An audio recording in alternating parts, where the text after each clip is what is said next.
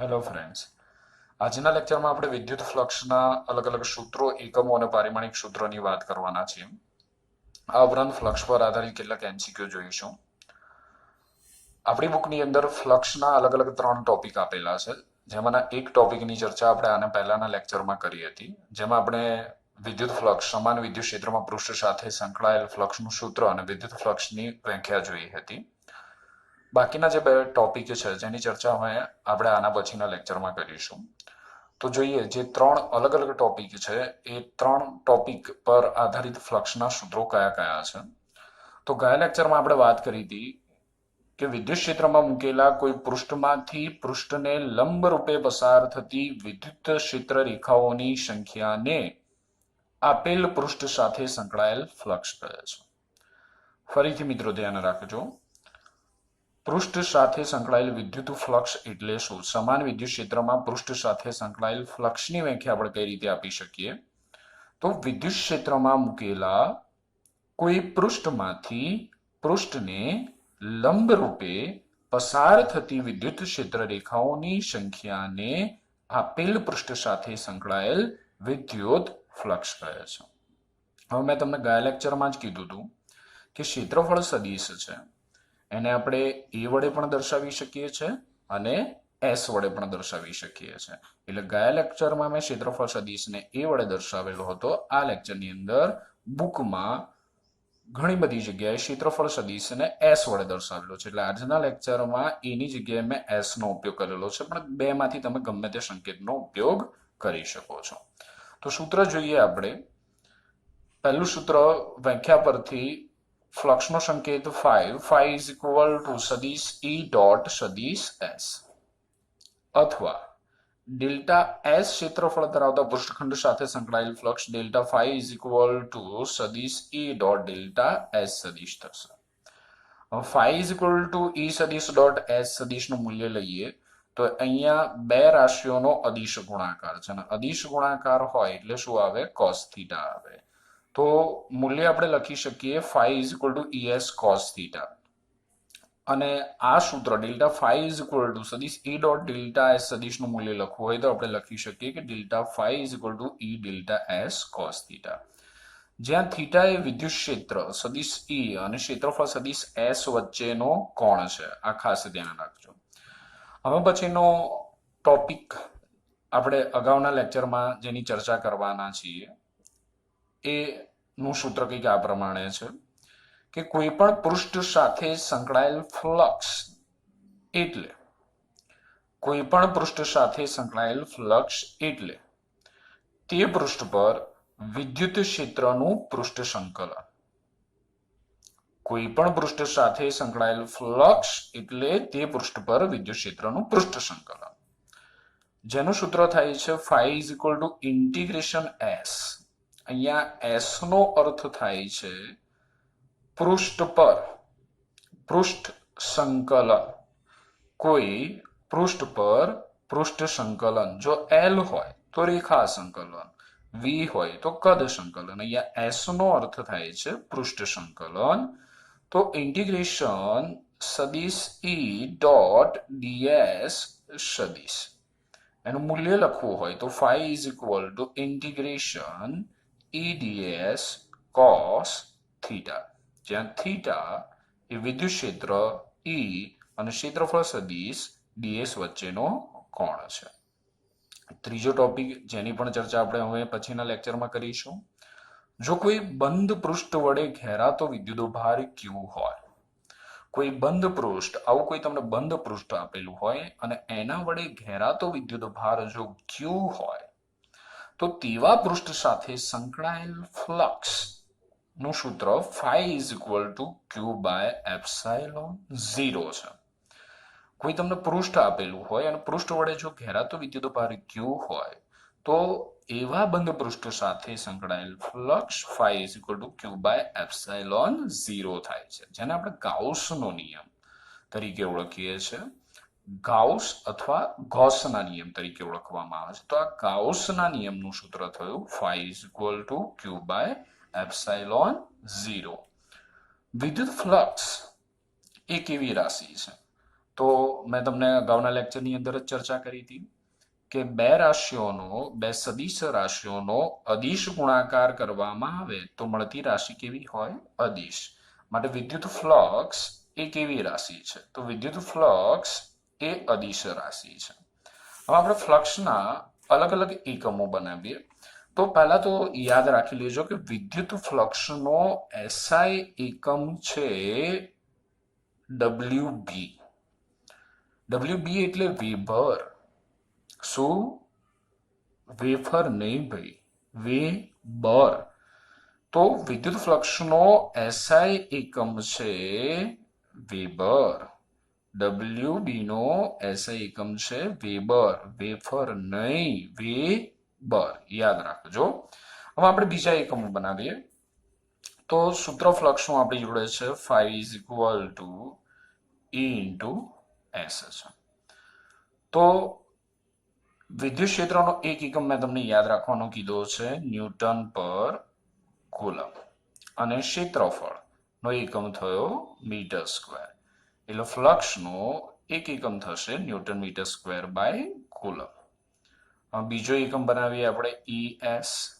તો વિદ્યુત ક્ષેત્રનો બીજો એકમ મેં તમને યાદ રાખવાનો કીધો છે વોલ્ટ પર મીટર, અને ક્ષેત્રફળનો એકમ કયો? Metre square. Metre metre cut, એટલે બીજો એકમ આપણને મળશે વોલ્ટ ઇન્ટુ મીટર થશે. હવે તમને એમ થાય કે સાહેબ આ સૂત્ર પરથી એકમ બનાવીએ તો કયો બને? ચલો બનાવો. phi is equal to Q by epsilon 0.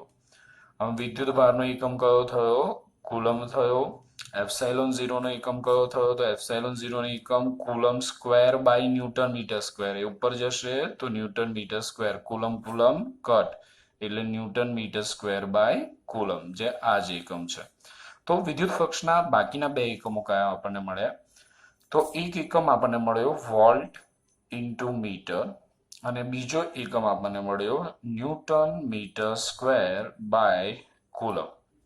દોસ્તો આગળ આપણે ચુંબકીય ફ્લક્સ પણ ભણવાનું છે, અને ચુંબકીય ફ્લક્સનો પણ એસઆઈ એકમ વેબર જ છે. માટે વિદ્યુત ફ્લક્સ માટે આપણે ખાસ યાદ રાખીશું કે 1 વેબર બરાબર 1 વોલ્ટ ઇન્ટુ મીટર. આ ખાસ યાદ રાખીશું કે 1 weber is equal to 1 volt into metre થાય છે. ઓકે, હવે પારિમાણિક સૂત્ર આપણે બનાવીએ. તો પારિમાણિક સૂત્ર બનાવવું છે તો આપણે આ એકમનો ઉપયોગ કરીએ. ચલો, Newton metre square by coulomb.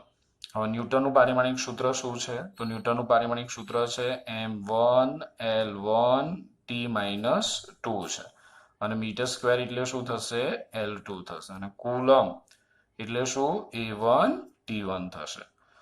તો શું મળશે પારિમાણિક સૂત્ર આપણને?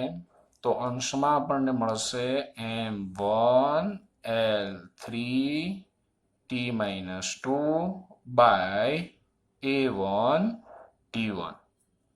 ઓકે, તો શું મળે છે ફાઇનલ જોઈએ આપણે. તો m1l3, આ T1 છે, અને છેદમાંથી અંશમાં લઈ જઈએ તો શું થશે? t-3. A1 છે અને છેદમાંથી અંશમાં લઈ જઈએ શું થશે? A-1. તો આપણને મળ્યું m1l3t-3 A-1. તો યાદ રાખીશું આપણે 13-31. હવે આ વોલ્ટ પર મીટર પરથી પારિમાણિક સૂત્ર બનાવવું હોય તો કઈ રીતે બને? તો વોલ્ટ વિદ્યુત સ્થિતિમાનનો એકમ છે, જેનું પારિમાણિક સૂત્ર થાય m1l2t-3 A-1. અને મીટર એટલે શું થશે? તો મીટર એટલે L1 થશે. તો પારિમાણિક સૂત્ર શું મળશે આપણને? m1l2 into L1 l3t-3 A-1. તો પારિમાણિક સૂત્ર ખાસ યાદ રાખજો. કયું મળ્યું પારિમાણિક સૂત્ર? m1l3t-3 A-1. હવે ફ્લક્સનું મૂલ્ય કેવું હોઈ શકે? તો ફ્લક્સ અદિશ રાશિ હોવા છતાં ફ્લક્સનું મૂલ્ય આપણને ધન, ઋણ અને શૂન્ય મળે છે. ફ્લક્સનું મૂલ્ય અદિશ રાશિ હોવા છતાં આપણને ધન, ઋણ અને શૂન્ય મળે છે. તો કેમ ફ્લક્સનું મૂલ્ય આપણને ધન, ઋણ અને શૂન્ય મળે છે એ આપણે જોઈએ. તો ફ્લક્સનું સૂત્ર છે phi is equal to ES cos theta, જ્યાં થીટા એ વિદ્યુત ક્ષેત્ર અને ક્ષેત્રફળ સદિશ વચ્ચેનો કોણ છે. એટલે થીટાનો આધાર તમે પૃષ્ઠને વિદ્યુત ક્ષેત્રમાં કઈ રીતે મૂકેલું છે તેના પર રહેલો છે, જેના આધારે આપણને ફ્લક્સના મૂલ્યો ધન, ઋણ અને શૂન્ય મળે છે. તો થીટાનું મૂલ્ય 0 less than or equal to theta less than pi by 2, એટલે કે થીટાનું મૂલ્ય જો 0 કરતા મોટું હોય અને પાઈ બાય 2 કરતા નાનું હોય તો આ જે સૂત્ર છે phi is equal to ES cos theta, એમાં cos થીટાનું મૂલ્ય આપણને ધન મળે. ફરીથી સમજો કે 0 less than or equal to theta less than pi by 2, એટલે કે થીટાનું મૂલ્ય 0 કે 0 કરતા મોટું હોય પરંતુ પાઈ બાય 2 કરતા નાનું હોય. થીટાનું મૂલ્ય પાઈ બાય 2 કરતા નાનું હોય એટલે થીટાનું મૂલ્ય પાઈ બાય 2 કરતા નાનું છે. તો અહીંયા તમે જોઈ શકો છો કે થીટાનું મૂલ્ય પાઈ બાય 2 કરતા નાનું છે, એટલે આ જે cos થીટા છે એ કયા ચરણમાં થયા?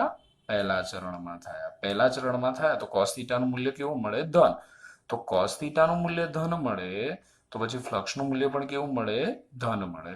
એટલે આપણને 5 ગ્રેટર ધેન 0 એટલે કે ફ્લક્સનું મૂલ્ય આપણને કેવું મળશે? ધન મળશે. પણ જો પૃષ્ઠને વિદ્યુત ક્ષેત્રમાં એવી રીતે મૂકવામાં આવે કે જેથી થીટાનું મૂલ્ય pi by 2 less than theta less than or equal to pi જેટલું મળે, એટલે કે થીટાનું મૂલ્ય પાઈ બાય 2 કરતા મોટું હોય પરંતુ થીટાનું મૂલ્ય પાઈ કે પાઈ કરતા નાનું હોય તો આપણને ફ્લક્સનું મૂલ્ય કેવું મળશે? જોઈએ. થીટાનું મૂલ્ય પાઈ બાય 2 કરતા મોટું છે તો પાઈ બાય 2 કરતા મોટું છે તો આ પહેલું ચરણ છે, આ બીજું ચરણ છે. પાઈ બાય 2 કરતા મોટું છે પરંતુ પાઈ જેટલું કે પાઈ કરતા નાનું છે, એટલે cos થીટા, આ cos થીટા છે એ કયા ચરણમાં થશે? બીજા ચરણમાં થશે. માટે આપણને અહીંયા cos થીટાનું મૂલ્ય કેવું મળશે? ઋણ મળશે, જેથી ફ્લક્સનું મૂલ્ય કેવું મળશે? ઋણ મળશે. માટે 5 લેસ ધેન 0. ઓકે, જો theta is equal to pi by 2 હોય, theta is equal to pi by 2 હોય તો આ સૂત્રમાં આપણે theta is equal to pi by 2 મૂકીએ તો cos પાઈ બાય 2 કેટલા થશે? તો cos પાઈ બાય 2 0 થશે. માટે ફ્લક્સનું મૂલ્ય આપણને કેવું મળશે? શૂન્ય મળશે. ઓકે, તો MCQ માં પૂછી શકાય આપણને કે ફ્લક્સ એ કેવી રાશિ છે, ફ્લક્સના એકમો કયા છે, પારિમાણિક સૂત્ર કયું, ફ્લક્સનું મૂલ્ય કેવું હોઈ શકે? ધન, ઋણ કે શૂન્ય, અને ફ્લક્સનું મૂલ્ય ક્યારે ધન હોય, ક્યારે ઋણ હોય અને ક્યારે શૂન્ય હોય એ આપણે યાદ રાખીશું આ શરતોના આધારે. હવે ક્યાંક આપણને બીજું MCQ માં કામ લાગશે કે કોઈ બંધ પૃષ્ઠ હોય અને એ બંધ પૃષ્ઠમાંથી જો ક્ષેત્ર રેખાઓ બહાર આવતી હોય, એટલે કે બંધ પૃષ્ઠની અંદર કોઈ ધન વિદ્યુત ભાર હોય, ધન વિદ્યુત ભાર હોય તો જ ક્ષેત્ર રેખાઓ બહાર આવતી હોય.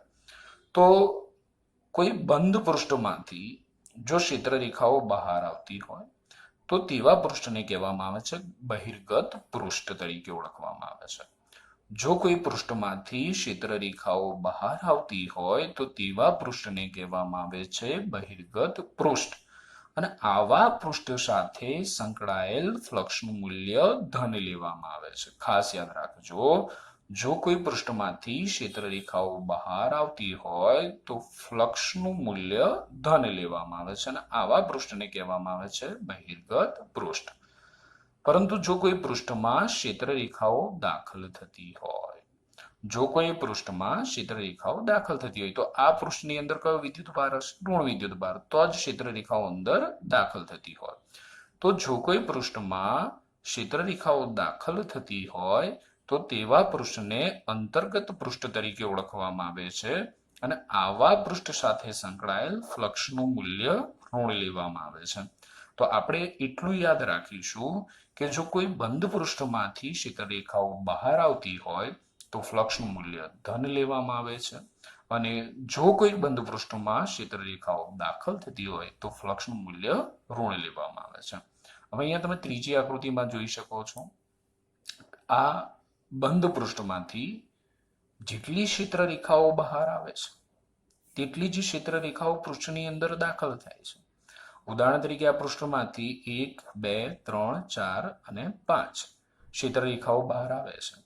એટલે બહાર આવતી ક્ષેત્રરેખાઓ આપણને ફ્લક્સનું ધન મૂલ્ય લેવાનું કહે છે. તો અહીંયા બહાર આવતી ક્ષેત્રરેખાઓને આપણે કહી શકીએ phi is equal to +5. કેટલી ક્ષેત્રરેખાઓ દાખલ થાય છે? 1, 2, 3, 4 અને 5. તો phi is equal to કેટલા થયા? -5. તો બંનેનો સરવાળો કરીએ, +5 -5, તો ટોટલ ફ્લક્સ કેવું મળશે? 0 મળશે. કઈ રીતે સમજો અહીંયા. તો 5 ક્ષેત્રરેખાઓ બહાર આવે છે એટલે અહીંયા ફ્લક્સ થયું +5 એકમ. 5 ક્ષેત્રરેખાઓ દાખલ થાય છે એટલે અહીંયા ફ્લક્સ થયું -5 એકમ. આ બંનેનો સરવાળો કરીએ તો ટોટલ ફ્લક્સ આપણને કેટલું મળશે? 0. અહીંયા +5, અહીંયા આપણે -5, એટલે ટોટલ ફ્લક્સ મળ્યું 0.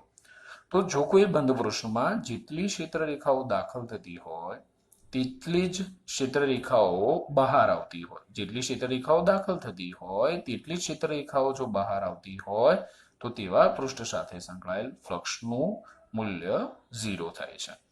એક બહુ જ એમસીક્યુ માટે અગત્યનો આ સંબંધ આપણે ધ્યાનમાં રાખીશું કે 1 weber is equal two 10:8 Maxwell. ક્યાંક આપણને કામ લાગશે. તો 1 weber is equal two 10:8 Maxwell. ધ્યાન રાખજો. હવે તમારે ફ્લક્સને લગતા જો એમસીક્યુ ગણવા હોય તો કેટલીક વસ્તુ તમારે હંમેશા યાદ રાખવાની છે. તો પહેલું કે જો વિદ્યુત ક્ષેત્ર અને પૃષ્ઠ વચ્ચેનો કોણ, જો વિદ્યુત ક્ષેત્ર અને પૃષ્ઠ વચ્ચેનો કોણ θ' આપેલો હોય તો વિદ્યુત ક્ષેત્ર E અને ક્ષેત્રફળ સદિશ વચ્ચેનો કોણ કેટલો થાય અથવા આપણે કઈ રીતે શોધી શકીએ? કારણ કે આપણે ફ્લક્સને લગતો કોઈ પણ એમસીક્યુ ગણવો હોય તો આપણે કોના વચ્ચેનો કોણ શોધવો પડે? વિદ્યુત ક્ષેત્ર અને ક્ષેત્રફળ સદિશ વચ્ચેનો જ કોણ શોધવો પડે. તો જો આપણને કોઈ પ્રશ્નની અંદર વિદ્યુત ક્ષેત્ર અને પૃષ્ઠ વચ્ચેનો કોણ આપેલો હોય એ કોણને આપણે θ' ધારી લઈએ. તો વિદ્યુત ક્ષેત્ર E અને ક્ષેત્રફળ સદિશ વચ્ચેનો કોણ આપણે કઈ રીતે શોધી શકીએ? θ is equal to 90 - θ'. કેમ 90 માંથી બાદ કરીએ છીએ? કારણ કે અગાઉના લેક્ચરમાં મેં તમને સમજાવ્યું કે કોઈ પણ પૃષ્ઠને દર્શાવતો ક્ષેત્રફળ સદિશ પૃષ્ઠને લંબ બહાર આવતી દિશામાં જ દોરવામાં આવે છે. તો પૃષ્ઠને વિદ્યુત ક્ષેત્રમાં એવી રીતે મૂકવામાં આવે કે જેથી પૃષ્ઠ વિદ્યુત ક્ષેત્ર સાથે 0 ડિગ્રીનો કોણ બનાવે. એટલે કે પૃષ્ઠ વિદ્યુત ક્ષેત્રને સમાંતર હોય તો વિદ્યુત ક્ષેત્ર અને ક્ષેત્રફળ સદિશ વચ્ચેનો કોણ 90 ડિગ્રી થાય. પણ જો પૃષ્ઠને વિદ્યુત ક્ષેત્રમાં એવી રીતે મૂકવામાં આવે કે જેથી પૃષ્ઠ વિદ્યુત ક્ષેત્ર સાથે 30 ડિગ્રીનો કોણ બનાવે તો વિદ્યુત ક્ષેત્ર અને ક્ષેત્રફળ સદિશ વચ્ચેનો કોણ 60 ડિગ્રી થાય. આ ખાસ ધ્યાન રાખજો. જેના પર આધારિત મેં તમને એક એમસીક્યુ આપેલો છે કે કોઈ વિસ્તારમાં વિદ્યુત ક્ષેત્ર 200 જૂલ પર કુલમ્બ મીટર છે અને આ વિસ્તારમાં 1 માઇક્રોમીટર સ્ક્વેર ક્ષેત્રફળ ધરાવતા પૃષ્ઠને એવી રીતે મૂકવામાં આવે છે જેથી પૃષ્ઠ વિદ્યુત ક્ષેત્ર સાથે, ખાસ ધ્યાન આપજો, પૃષ્ઠ વિદ્યુત ક્ષેત્ર સાથે 30 ડિગ્રીનો કોણ બનાવે. તો પૃષ્ઠ સાથે સંકળાયેલ ફ્લક્સ. તો આમાં તમારે શું ધ્યાન રાખવાનું છે કે પૃષ્ઠ અને વિદ્યુત ક્ષેત્ર વચ્ચેનો કોણ નથી લેવાનો, E અને S વચ્ચેનો કોણ લેવાનો છે, જે કેટલો થશે? 60 ડિગ્રી થશે. એ રીતે પૃષ્ઠ અને વિદ્યુત ક્ષેત્ર વચ્ચેનો કોણ 45 ડિગ્રી હોય તો E અને S વચ્ચેનો કોણ 45 ડિગ્રી થશે. વિદ્યુત ક્ષેત્ર અને પૃષ્ઠ વચ્ચેનો કોણ 60 ડિગ્રી હોય તો E અને S વચ્ચેનો કોણ 30 ડિગ્રી થશે. જો પૃષ્ઠ વિદ્યુત ક્ષેત્રને લંબ મૂકવામાં આવે તો વિદ્યુત ક્ષેત્ર અને ક્ષેત્રફળ સદિશ વચ્ચેનો કોણ 0 થશે. એટલે કે બંને એકબીજાને સમાંતર હશે.